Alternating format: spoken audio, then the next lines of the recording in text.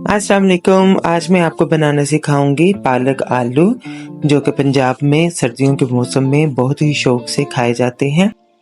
आप पालक को मुख्तलिफ तरीक़ों से बनाते हैं, यहाँ पे मैं आपको आलूओं के साथ बनाना सिखाऊंगी। इसमें जाएगी साथ में थोड़ी सी मेथी। मेथी बहुत ज़्यादा नहीं करनी है आपने, वरना पालक का जो जायका है वो बिटर हो जाएगा।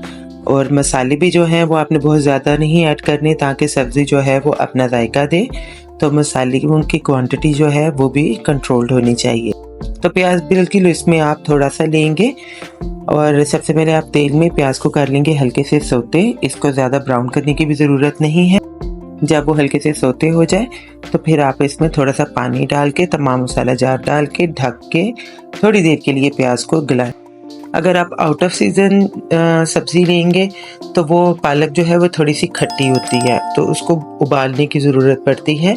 अगर आप सीज़नल पालक लेते हैं तो इसको सिंपली पानी से अच्छी तरह से धोने के बाद आप इसको डायरेक्ट पकाएं, तो इसको उबालने की ज़रूरत बिल्कुल भी नहीं पड़ती है और ये इसका अपना जायका भी बेहतरीन होता है।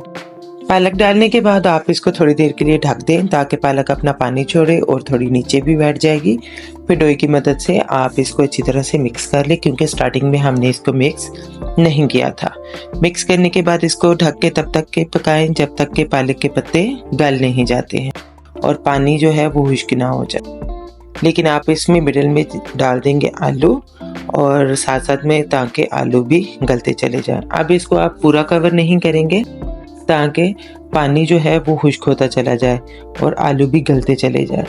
तो जैसे ही पानी जो है वो हल्के हल्के गर्म हो जाए तो आप चेक करें आलू गले या नहीं। अगर नहीं गले हैं तो दोबारा से इसको दम दे दें और आलू गलने का वेट करें।